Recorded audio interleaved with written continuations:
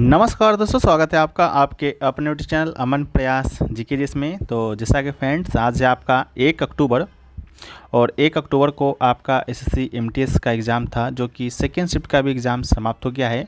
Second shift में 25 GK जिसके प्रश्न पूछे गए थे, उनमें से अधिकतम रियल प्रश्न हैं जो कि आप मिल गए हैं। तो आज की इस वीडियो में हम उन सभी प्रश्नों को डिस्कस करेंगे, साथ में उनसे जो इम्पॉर्टेंट एक्स्ट्रा फैक्ट्स को भी देखते चलेंगे। इसका जो पीडीएफ है आपको टेलीग्राम चैनल पे मिल जाएगा, जिसका लिंक जो है डिस्क्रिप्शन में दिया गया है और कमेंट सेक्शन में भी पिन किया हुआ रहेगा, हो सकता है तो आप लोग जाकर वहाँ से ज्वाइन जरूर कर लीजिएगा, क्योंकि वीडियो उतना ही इम्पॉर्टेंट है जितना कि पीडीएफ उतना ही इंपॉर्टेंट है जितना कि वीडियो। ठीक है, दोनों एक दूसरे का समानुपाती है। ठीक है, तो उससे आप लोग जाकर कर लीजिएगा।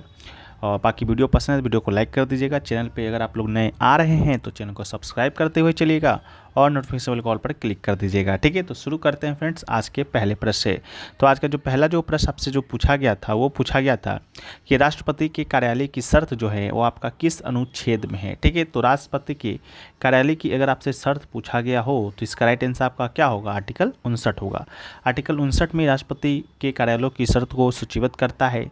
वो कहता है कि राष्ट्रपति संसद के किसी भी सदन या किसी राज्य विधानमंडल के सदन का सदस्य नहीं होना चाहिए। यदि ऐसा सदस्य राष्ट्रपति के रूप में निर्वाचित होता है तो समझा जाता है कि वो राष्ट्रपति का पद ग्रहण करने की तिथि पर संसद में अपना स्थान छोड़ देता है। इसके अलावा राष्ट्रपति को किसी के लाभ के पद पर नहीं रहना चाहिए। वह किराए के भुगतान के बिना आधिकारिक निवास में रहने का अधिकार है उनके पास। इसके अलावा वो संसद के द्वारा कानून के द्वारा निर्धारित परिलब्धियों, भत्ते, विशेषाधिकारों प्राप्त करने का भी हकदार होते हैं। उनके कार्यालय के दौरान परिलब्धियों और भत्तों को कम नहीं किया जा सकता है। इसके बाद आर्टिकल 52 से लेकर जो 62 तक का आर्टिकल है वो आपका राष्ट्रपति से ही संबंधित है। ठीक है, तो उसको भी हम लोग बारी बारी से देख लेते हैं। वहाँ सभी प्रश्न आपके एग्जाम में आते हैं। सीजीएल में भी पूछा गया, सीएचएसएल में पूछा गया और आपका एमटीएस में भी पूछा जाएगा 101%। ठीक है, तो पहला है आर्टिकल 52। आर्टिकल 52 कहता है कि भारत का एक राष्ट्रपति होगा। इसके अलावा आर्टिकल 53 जो है वो कहता है कि संघ की जो कार्यकारी शक्ति होगी वो आपका राष्ट्रपति में निहित होगी। आर्टिकल जो 54 है वो कहता है कि राष्ट्रपति का चुनाव संसद के दोनों सदनों के निर्वाचित सदस्यों और राज्य विधानसभाओं के निर्वाचित सदस्यों से मिलकर बने निर्वाचक मंडल के सदस्य के द्वारा किया जाएगा। आर्टिकल जो 55 है वो कहता है राष्ट्रपति के चुनाव का तरीका क्या क्या होगा। आर्टिकल 56 जो है राष्ट्रपति 5 वर्ष की अवधि के पद पर बने रहेंगे। आर्टिकल 57 कहता है कि कोई भी व्यक्ति जो राष्ट्रपति का पद धारण करता है इस संविधान के अन्य प्रावधानों के अधीन रहते हुए उस पद पर पुनर्निर्वाचित होने का पात्र होगा। आर्टिकल जो 58 है राष्ट्रपति पद के चुनाव हेतु क्या क्या योग्यताएं होनी चाहिए उससे संबंधित है। आर्टिकल जो 59 है वो राष्ट्रपति के पद की शर्तों से संबंधित है। जो 60 है राष्ट्रपति के पद की शपथ से संबंधित है। 60 शपथ। ठीक है, इसे याद रखिएगा। इसके अलावा जो 61 है राष्ट्रपति पर महाभियोग चलाने की प्रक्रिया से संबंधित है।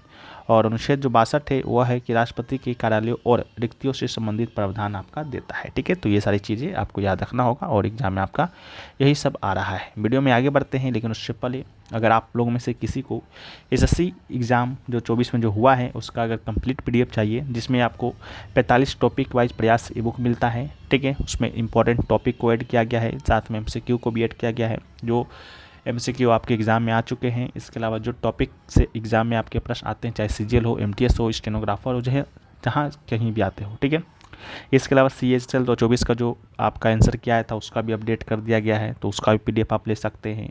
सीजीएल 2024 का एमपीक्यू जो अभी हाल ही में एग्जाम समाप्त हुआ है, सीपीयू 2024 का एमपीक्यू ले सकते हैं। फेज 12 का एमपीक्यू है, जीडी का एमपीक्यू है और एमटीएस 2024 जो चल रहा है उन सभी का पीडीएफ आप ले सकते हैं मात्र 149 रुपये में। ठीक है, इसे प्राप्त करने के लिए 2 व्हाट्सएप नंबर आपको यहाँ पर दिख रहा होगा। दोनों व्हाट्सएप नंबर में से किसी एक पर संपर्क कीजिएगा तो आपको ये पीडीएफ मिल जाएगा। और याद रहे, जो पीडीएफ आपका एमबीक्यू है वो आपको आंसर की से अपडेट होकर भी मिलेगा। ठीक है, तो इस बात से आप निश्चिंत रहिएगा। इसके अलावा आपको लगता है कि इतना सारा पीडीएफ हम नहीं पढ़ पाएंगे, मेरे पास इतना टाइम नहीं है, मेरे पास इतना कैपेसिटी नहीं है, तो आप लोग इसमें से कोई एक भी ले सकते हैं। एक के अलावा कोई 2 भी ले सकते हैं। अगर 2 के अलावा अगर 3 लेना चाहते हैं तो 3 भी ले सकते हैं। ठीक है, जितना आपको लगता है कि उतना कर पाएंगे आप उतना भी ले सकते हैं। ठीक है, बाकी अगर एसएससी एग्जाम 2024 का कंप्लीट पीडीएफ लेते हैं तो आपको जितने भी एग्जाम 2024 में कंडक्ट हुए हैं उन सब का पीडीएफ तो मिलेगा ही मिलेगा, साथ में जो भी आगे होंगे उसका भी मिलेगा। ठीक है, तो ये सारी चीज़ें था। बाकी वीडियो में आगे बढ़ते हैं तो नेक्स्ट क्वेश्चन जो पूछा गया आपसे वो पूछा गया कि the substance and the shadow किसकी आत्मकथा है, ठीक है। तो ये जो पुस्तक है the substance and the shadow, इसका राइट आंसर आपका दिलीप कुमार होगा। द सब्सटेंस एंड शैडो दिग्गज अभिनेता यूसुफ खां की आत्मकथा है, जिसे कि दिलीप कुमार के नाम से भी जाना जाता है। तो एक पॉइंट आपको यहाँ भी मिल गया कि दिलीप कुमार का क्या नाम है, ठीक है। तो मूल नाम आपका यूसुफ खां है। इसके अलावा ये पुस्तक लेखक को पूर्व पत्रकार उदय तारा नायर के द्वारा लिखा गया है, जो उनके संबंधों, विवाह, फिल्मों के उतार चढ़ाव को चित्रित करता है। अभिनेता ने 1944 में रिलीज हुए ज्वार भाटा के साथ फिल्मों में प्रवेश किया था। 6 दशकों की करियर में उन्होंने 60 से दशक फिल्मों की, जिनमें से मेला, नया दौरान, देवदास, मधुमती, मुगल आजम शामिल है, ठीक है। आप लोगों में से कौन इनमें से आप लोग मूवी देखे हैं बताइएगा। मुगल आजम बहुत ही प्रसिद्ध मूवी है, सभी को देखना चाहिए, ठीक है। इसके अलावा दिलीप कुमार को 1994 में आपका दादा साहेब फाल्के पुरस्कार भी दिया गया, उसको भी याद रखना है। इसके अलावा 1998 में पाकिस्तान का सर्वोच्च नागरिक पुरस्कार है निशान इम्तियाज़ दिया गया। उसके अलावा एक भारतीय अभिनेता के द्वारा सर्वाधिक पुरस्कार जीतने का गिनीज वर्ल्ड रिकॉर्ड भी दिलीप कुमार के नाम है। इसके अलावा और भी सारी पुस्तकें हैं, जिसका दिलीप कुमार के द्वारा द सब्सटेंस एंड शैडो तो लिखा ही गया, साथ में ए बिलियन हॉप पुस्तक भी लिखा गया। इसके अलावा शशि थरूर के द्वारा लिखिए the great Indian novel, an era of darkness, Pax Indica, the paradoxical prime minister, ये सभी शशि थरूर के द्वारा। चेतन भगत के द्वारा 5 point someone, one night and recall centre, 3D mistakes of my life. इसके अलावा 2 स्टेट्स, इसका रिवोल्यूशन 2020, हाफ गर्लफ्रेंड पुस्तक आपका चेतन भगत जी के द्वारा लिखा गया। राजदीप सरदेसाई के द्वारा 2019 how Modi won India, democracy 11। इसके अलावा newsman, tracking India in the Modi era, ये सभी आपका राजदीप सरदेसाई के द्वारा लिखा गया। नेक्स्ट क्वेश्चन पूछा गया अनुच्छेद 51A का सब क्लोज एच किससे संबंधित है। एच पूछा गया था, तो राइट आंसर वैज्ञानिक स्वभाव, मानवतावाद तथा जिज्ञासा एवं सुधार की भावना को विकसित करना, उससे संबंधित है, ठीक है। इसके अलावा अनुच्छेद 51A के तहत 11 मौलिक कर्तव्य दिए गए हैं। बाकी 11 मौलिक कर्तव्य में कब कब कौन सा मौलिक कर्तव्य जुड़ा गया, इसके बारे में तुमने बहुत सारे वीडियो में बात किया है, लेकिन अभी नहीं करेंगे। अभी बस 11 उन मौलिक कर्तव्यों को देख लेते हैं। जैसा आपका अनुच्छेद 51A का सब क्लोज ए की बात करते हैं, तो सब क्लोज जो ए है वो हमें बताता है राष्ट्रगान का सम्मान करना, ठीक है। राष्ट्रगान का सम्मान करना, संविधान का पालन करना। इसके अलावा अनुच्छेद 51A का बी जो है भारत की संप्रभुता, एकता, अखंडता को सुनिश्चित करना बताता है। 51A का सी जो है भारत की रक्षा करना, राष्ट्रीय सेवाओं की बुलाए जाने पर सेवाएं देना। 51A का डी जो है देश की सेवा करना। 51A का ई जो है धार्मिक भाषाएं और क्षेत्रीय या वर्गीय विविधताओं के बीच सामंजस्य और समान भावना को बढ़ावा देना। 51A का जो एफ है हमारी समृद्ध सांस्कृतिक विरासत का महत्व बनाए रखना, उससे संबंधित है। 51A का जो जी है प्राकृतिक पर्यावरण की रक्षा करना, उसमें सुधार करना, जिसमें वन, झीलें, नदियाँ और वन जीव शामिल है और जीवों के प्रति दयाभाव रखना। अनुच्छेद 51A का जो एच है भारतीय संविधान के मूल कर्तव्यों से ही संबंधित है और यह प्रत्येक नागरिक का कर्तव्य बनाता है कि वैज्ञानिक दृष्टिकोण, मानवतावाद, ज्ञान अर्जन तथा सुधार की भावना का विकास करे। 51A का जो आई है वो कहता है सार्वजनिक संपत्ति की रक्षा करना, हिंसा से दूर रहना। 51A का जो जे है वो कहता है व्यक्तिगत और सामूहिक गतिविधियों के सभी क्षेत्रों में उत्कृष्टता को बढ़ावा देना। इसके अलावा अनुच्छेद 51A का जो के है ये प्रत्येक नागरिक का कर्तव्य बनाता है कि यदि वो माता पिता का संरक्षक या संरक्षक है तो 16 से 14 वर्ष की आयु वाले अपने यथास्थिति बालक या प्रतिपालक की शिक्षा के अवसर प्रदान करेगा, ठीक है। तो ये पूछा गया। अगला है कि ताजमहल का निर्माण किस मुगल सम्राट ने कराया, तो इसका राइट आंसर शाहजहां होगा। ताजमहल का निर्माण का जो श्रेय है मुगल सम्राट शाहजहां को जाता है, जिन्होंने अपनी प्यारी पत्नी मुमताज़ महल की याद में इस मकबरे का निर्माण है जो कि कराया था, ठीक है। आप लोग अपने अपनी पत्नी की याद में क्या निर्माण कराएंगे कमेंट सेक्शन में बताइएगा, ठीक है।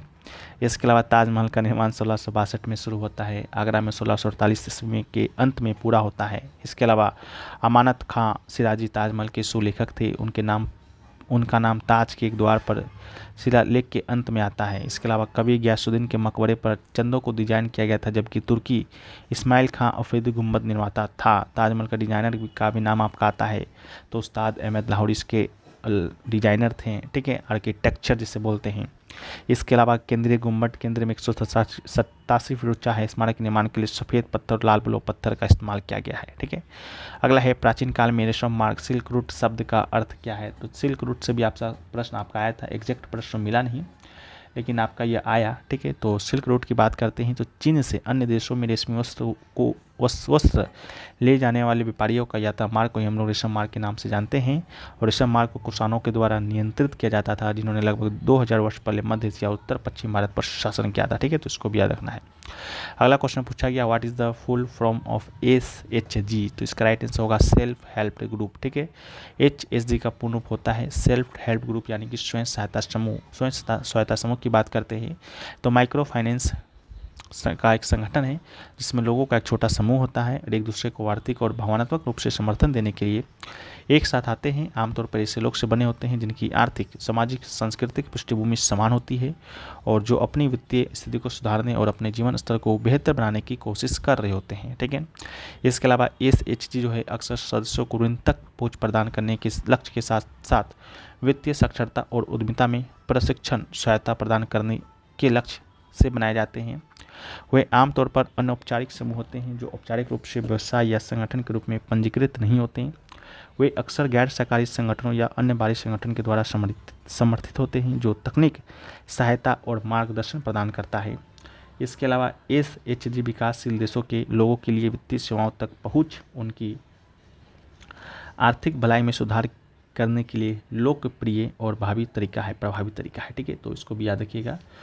इसके अलावा जो नेक्स्ट क्वेश्चन जो पूछा गया आपसे कि सेल जो है, सेल का जो फुल फॉर्म होता है पहले वो देखिए। सेल का फुल फॉर्म होता है आपका steel authority of India limited. ठीक है, पूछा गया था ये कौन से सेक्टर में है। ठीक है, तो इसका राइट आंसर होगा कि सेल जो है एक केंद्रीय सार्वजनिक क्षेत्र का उपक्रम है। ठीक है, तो सार्वजनिक क्षेत्र इसका राइट आंसर होगा जो स्टील का जो उत्पादन का निर्माण करती है। ठीक है, तो इसको भी आप लोग याद कीजिएगा, ये भी पूछा गया था। इसके अलावा जो है और क्वेश्चन क्या पूछा गया उसको भी एक बार हम लोग देखें। तो वो क्वेश्चन पूछा गया आपसे कि बिहू डांस किस राज्य से संबंधित है। ठीक है, तो देखिए बिहू डांस की बात करते हैं तो बिहू डांस जो है वो तो आप लोग को भी मालूम है किस राज्य से संबंधित है, जिसका राइट आंसर आपका असम होगा। ये प्रश्न आपका इजी पूछ दिया गया। ठीक है, तो बिहू डांस आपका असम से है। बिहू डांस तो आपका असम में है ही, साथ में असम में बिहू डांस के अलावा बिहू नृत्य भी है। ठीक है, डांस तो है ही, फेस्टिवल भी है। ठीक है, जो बिहू फेस्टिवल है वो दोस्तों आपका असम में, आपको बता दें कि साल में 3 बार मनाया जाता है। कितने बार? साल में 3 बार मनाया जाता है। ठीक है, माघ बिहू, काटी बिहू, बोहाग बिहू के नाम से मनाया जाता है। ठीक है, तो इसको भी याद रखना है। अगला जो है सितारा देवी जो है किस नृत्य से संबंधित है? हालांकि इतना इजी प्रश्न आपके एग्जाम में नहीं आया था, आपका जो आंसर था वो कथक था। बाकी सितारा देवी जो है आपका कथक नृत्य से संबंधित है और सितारा देवी के साथ साथ और भी 3-4 नाम आपको देखने को मिले थे। ठीक है, वो 3-4 नाम तो पता नहीं चल पाए हैं। अगर आप लोग को मालूम है तो आप लोग कमेंट सेक्शन में ज़रूर हमें बताइएगा वो कौन कौन से नाम हैं जो कि सितारा देवी से संबंधित है, जो कि आपका दिया गया था। ठीक है, तो हमें एक नाम तो मिला जो कि हमने आपको है जो कि बता दिया। ठीक है, तो ये पूछा गया था। इसके अलावा सितारा देवी की बात करते हैं तो इसे नृत्य सामग्री के रूप में भी जाना जाता है। ठीक है, इनको नृत्य सामग्री यानी कि कथक की रानी का जो उपाधि है, अब आप पूछिएगा इनको दिया किसने? तो इनको दिया था किसने? तो इनको दिया है रविन्द्रनाथ टैगोर ने। ठीक है, पंडित रविन्द्रनाथ टैगोर के द्वारा है जो कि इन्हें नृत्य सामग्री कहकर संबोधित किया गया था। ठीक है, तो इसको भी याद रखिएगा, ये भी आपके एग्जाम में पूछा जा चुका है। इसके अलावा इनको सम्मान क्या क्या मिला है? ठीक है, सम्मान क्या है तो पुरस्कार क्या क्या मिला है उसको देखिए। इनको तो सबसे पहले 1969 यानी कि 1969 में आपका संगीत नाटक एकेडमी अवार्ड मिला। ठीक है, तो इसे हम लोग SNA के नाम से जानते हैं। इसके अलावा 1975 ठीक है, यानी कि 1975 में क्या मिला? तो पद्म श्री मिला, तो इसको भी याद रखिएगा। इसके अलावा आपका 1994 यानी कि 1994 में क्या मिला? कालिदास सम्मान मिला। जो कालिदास सम्मान है वो किस सरकार के द्वारा दिया जाता है? तो ये दिया जाता है मध्य प्रदेश सरकार के द्वारा। ठीक है, तो इसको भी याद रखना है। बाद में इनको भारत सरकार के द्वारा जो है पद्म भूषण दिया गया था, लेकिन इन्होंने लेने से इनकार कर दिया था। ठीक है, इन्होंने कहा था क्या सरकार मेरे योगदान को नहीं जानती है? ये मेरे लिए सम्मान नहीं, मेरे लिए अपमान है। ठीक है, मैं भारत रत्न से कम नहीं लूँगी, ऐसा इनका कहना था। ठीक है, तो ये भी चीज़ है। बाकी कुछ नहीं, 16 वर्ष की आयु में उनके प्रदर्शन को देखकर भावविभोर हुए गुरुदेव जो है रविन्द्रनाथ टैगोर ने इन्हें नृत्य सामग्री की उपाधि है जो कि प्रदान किया था। ठीक है, तो इसको भी आप याद रखिएगा, ये भी एग्जाम में यहाँ पे पूछा जाता है। अगला है हड़प्पा रिलेटेड स्टेटमेंट पूछा गया था जिसमें बताना था कि इनमें से कौन सा फॉल्स है। ठीक है, तो स्टेटमेंट तो हमें मिला नहीं, मे बी आपसे यही पूछा गया हो कि हड़प्पा सभ्यता में लोहे का उपयोग किया गया था, तो ये स्टेटमेंट आपका गलत है क्योंकि हड़प्पा जो सभ्यता है वो आपका कांस्य से युग से बनता था, ठीक है, जिसमें लोहे का उपयोग नहीं होता था। कांस्य जो है किससे किससे मिलकर बना था, तांबा और पित्तल से बनकर बनता है कांस्य, ठीक है, तो इसको भी आप याद रखिएगा। नेक्स्ट जो है आपसे पूछा गया था कार रेस 2023 तेलंगाना कोऑर्डिनेट से संबंधित पूछा गया था कि कहाँ पर आयोजित हुआ था, ठीक है। तो 2023 में जो तेलंगाना में आयोजित कार रेस जिसे हैदराबाद ई-प्रेक्स के नाम से जाना जाता है, हैदराबाद के हुसैन सागर झील के पास एक स्टेट सर्किट पर आयोजित किया गया था। यह ट्रैक 2.835 किलोमीटर लंबा है, जिसमें कुल 18 मोड़ है, ठीक है। तो हैदराबाद में आयोजित किया गया। अगला जो है कि 2023 में आयोजित 9वें ब्रिक्स संसदीय फोरम में किस भारतीय संसद ने भाग लिया था, तो इसका राइट आंसर आपका ओम बिरला होगा। 2023 में आयोजित 9वें ब्रिक्स संसदीय फोरम में विभिन्न देशों के संसद सदस्यों ने भाग लिया। इस फोरम का जो आयोजन है 27 से 28 सितंबर 2023 को जोहान्सबर्ग दक्षिण अफ्रीका में हुआ। इस फोरम में भारत की संसद का जो प्रतिनिधित्व करने वाले प्रमुख सदस्य जो थे आपकी लोकसभा जो अध्यक्ष हैं ओम बिरला, उन्होंने ही किया था, ठीक है, इसको भी याद रखना है। एक क्वेश्चन आपका नॉन पोलर मॉलिक्यूल से पूछा गया था, ठीक है। तो जो नॉन पोलर जो मॉलिक्यूल है उसमें डायपोल मोमेंट नहीं होता है। इसका मतलब है कि मॉलिक्यूल्स में इलेक्ट्रॉन डिस्ट्रीब्यूशन सिमेट्रिक होता है, जिससे पॉजिटिव और नेगेटिव चार्ज बैलेंस हो जाते हैं और डायपोल मोमेंट जीरो हो जाता है, ठीक है। तो इस प्रकार प्रश्न क्या बना था आप लोग कॉमेंट सेक्शन में बताइएगा। अगला जो क्वेश्चन पूछा गया आरोग्य मिशन से संबंधित पूछा गया था। तो आरोग्य मिशन की बात करते हैं तो ये आपका 2013 में शुरू किया गया था, ठीक है। तो इसको भी आप याद रखिएगा। एक क्वेश्चन आपका मिलान करने को आया था प्रोटीन फैट कार्बोहाइड्रेट का, ठीक है, इस मैचिंग द बायोनेम, ठीक है, इसको मिलान करना था। तो प्रोटीन को ट्रिप्सिन से मिलान करना था, वसा को लाइपेज से और कार्बोहाइड्रेट को अमाइलेज से क्या करना था, मिलान करना था, ठीक है। बाकी एक था आपका ट्रिप्सिन भी था, ठीक है, यहाँ पर आपका है ट्रिप्सिन भी था। तो ट्रिप्सिन जो है प्रोटीन को पेप्टाइड्स और अमीनो एसिड में तोड़ता है, ठीक है, तो इसको याद रखना है। लाइपेज जो है लिपिड्स जो यानी वसा को फैटी एसिड में ग्लिसरॉल में तोड़ता है। एमाइलेज की बात करते हैं तो कार्बोहाइड्रेट यानी स्टार्च और ग्लाइकोजन को सरल शर्करा में तोड़ता है, ठीक है। तो ये सारी चीज़ें आपसे एग्जाम में पूछा गया था, ठीक है। तो ये सारी चीज़ें आपके एग्जाम में पूछा गया है। आशा करते हैं वीडियो आपको पसंद आया है। बाकी वीडियो पसंद आए वीडियो को लाइक कर दीजिए, चैनल पर नए चैनल को सब्सक्राइब कर दीजिए। बाकी 2024 में हुए एग्जामों का अगर आप PDF लेना चाहते हैं या 45+ टॉपिक वाइज ई बुक प्रयास लेना चाहते हैं, कोई भी लेना चाहते हैं, आप लोग संपर्क कर लीजिएगा व्हाट्सएप नंबर पर।